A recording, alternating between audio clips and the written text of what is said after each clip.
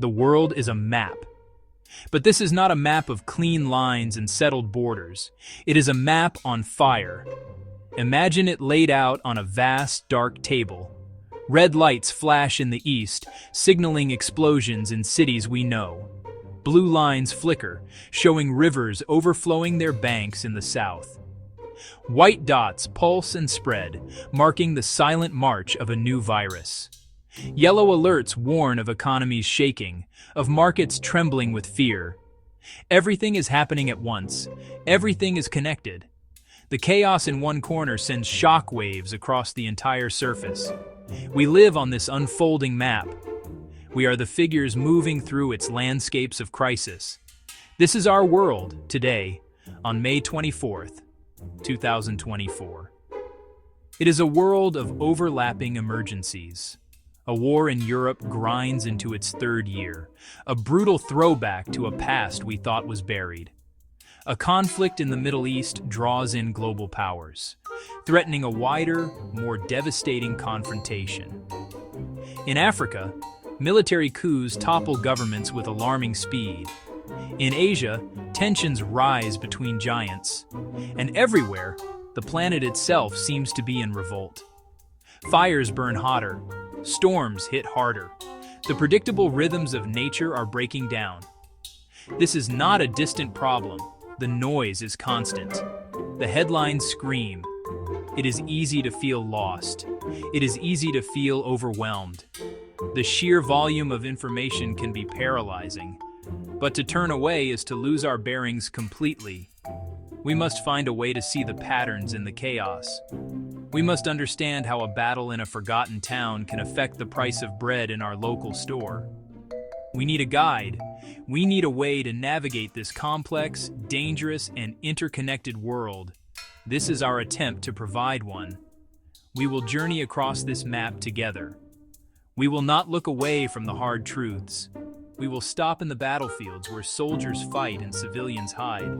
We will visit the clinics where doctors confront new diseases.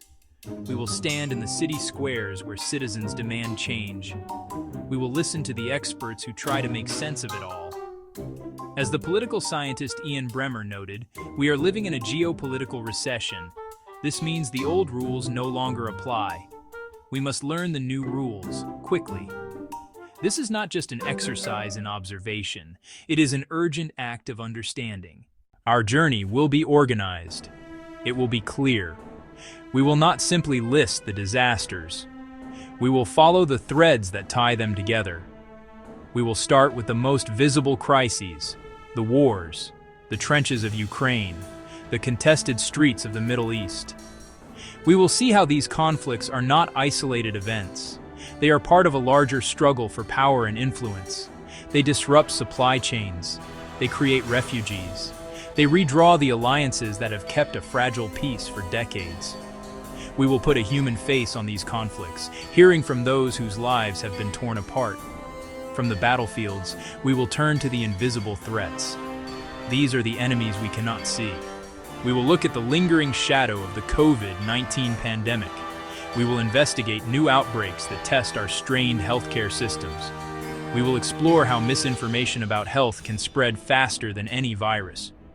These health crises are not separate from politics or the economy. They are deeply intertwined. A country weakened by disease is vulnerable. An economy hobbled by lockdowns is unstable. We will show you how global health security is national security, and it is personal security.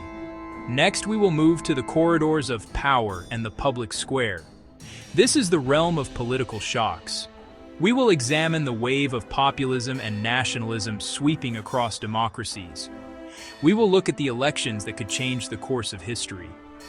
We will witness the protests that challenge authoritarian rule. Here, we will find stories of courage and conviction, but we also find stories of division and distrust. The political choices made in one capital can have profound consequences for people thousands of miles away. It is here the rules of our shared world are written and rewritten. Finally, we will connect all these threads. How a climate event can trigger a migration crisis. Migration crisis. How a political shift can start a trade war. Trade war. How a new war can divert resources from fighting a pandemic. Diverted resources from fighting a pandemic. This essay is a promise. It is a promise to give you a clear map through the chaos. It will not be an easy journey. The stories are often difficult. The facts can be grim. But understanding is the first step toward action. It is the first step toward finding our role in this turbulent, fast-moving world. Let us begin. Our map journey begins in the east of Europe. Here, a brutal war grinds on. We are in Ukraine. It is May 2024. The conflict has entered its third year. The initial shock has faded into a grim, daily reality. The front line stretches for hundreds of kilometers. It is a landscape of mud trenches, shattered villages. Soldiers hold their positions against relentless attacks. They are tired. Their ammunition is often low. This is not a war of rapid advances. It is a slow, agonizing battle of attrition. Every meter of land is paid for in blood. The world's attention may wander, but here, the war is everything. The fighting has intensified in recent months. Russia launched a new offensive near Kharkiv, Ukraine's second-largest city, in early May 2024. This forced thousands of civilians to flee their homes again. They grabbed what they could carry. They left behind their lives for a second time or third time. The attacks are not just on the front lines. Drones and missiles target cities far from the fighting.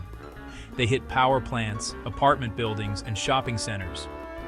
The goal is to break the will of the Ukrainian people. It is to make life unbearable. The air raid sirens are now the soundtrack of daily existence. The human cost is staggering. Millions have been displaced. Families are separated by borders and battle lines. Children grow up knowing only war. We meet a woman named Olena in a Kharkiv subway station.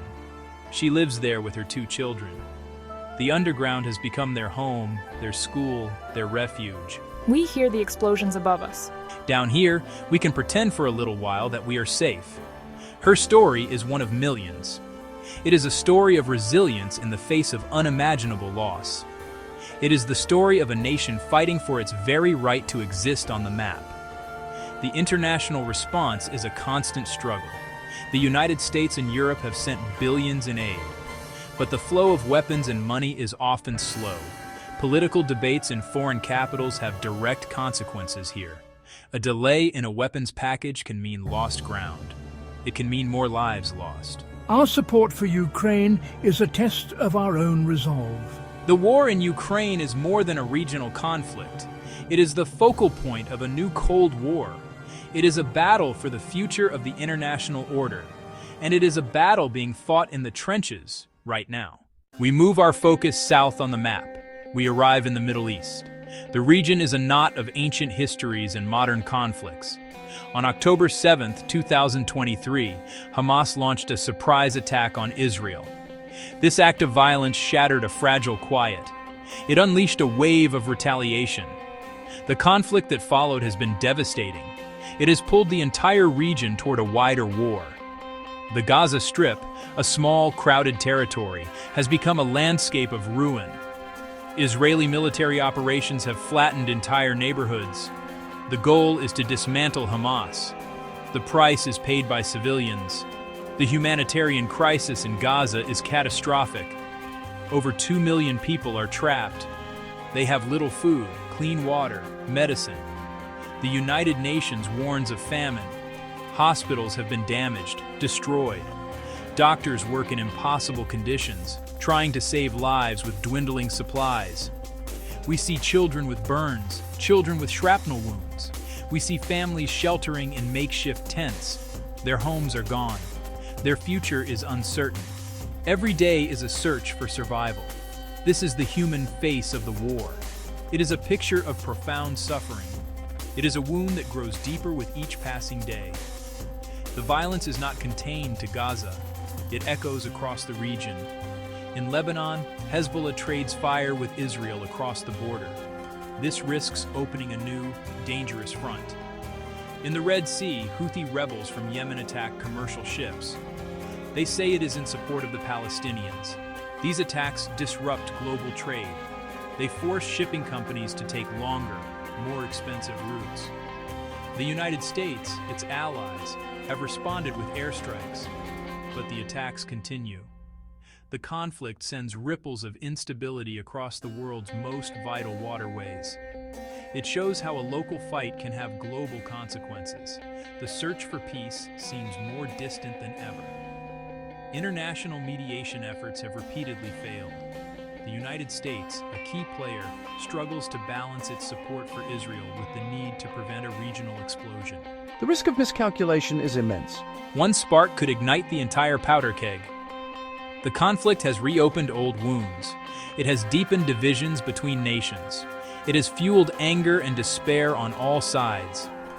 On our map of chaos, the Middle East is a flashing red light. It is a warning of a fire that could spread without warning.